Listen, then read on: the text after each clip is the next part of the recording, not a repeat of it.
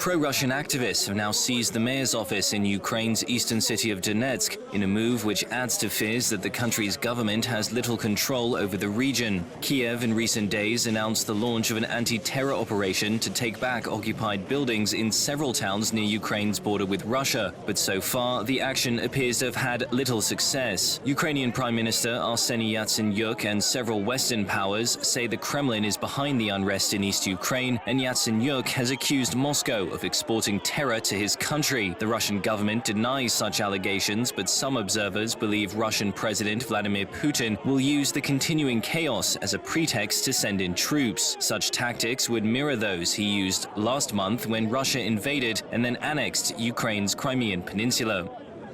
However, such an approach from the Kremlin may now prove unworkable, owing to a new report from the United Nations Human Rights Office, which says that ethnic Russians in Crimea falsely claimed to be under attack in order to justify Russian involvement on the peninsula. The paper states that, quote, greatly exaggerated stories of harassment of ethnic Russians by Ukrainian extremist nationalists were systematically used to create a climate of fear and insecurity. The research echoes earlier accusations leveled at Moscow that it has been waging a campaign of disinformation in order to discredit the pro-EU government in Kyiv and incite unrest in East Ukraine.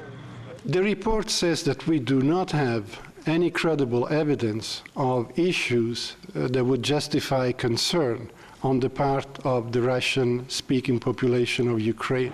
The people of Russia also appear increasingly aware of Kremlin propaganda, with thousands of concerned citizens turning out for a rally in Moscow over the weekend, calling for freedom of speech and for an end to what demonstrators said were lies about the situation in Ukraine. The Russian government is also facing increasing pressure from the international community, with many Western countries no longer willing to engage in diplomacy and instead seeking to accuse Russia outright of spreading false information and provoking unrest in East Ukraine. At a recent emergency session of the United Nations Security Council, the French ambassador went as far as to accuse the Kremlin of denying the facts and pretending the internet does not exist.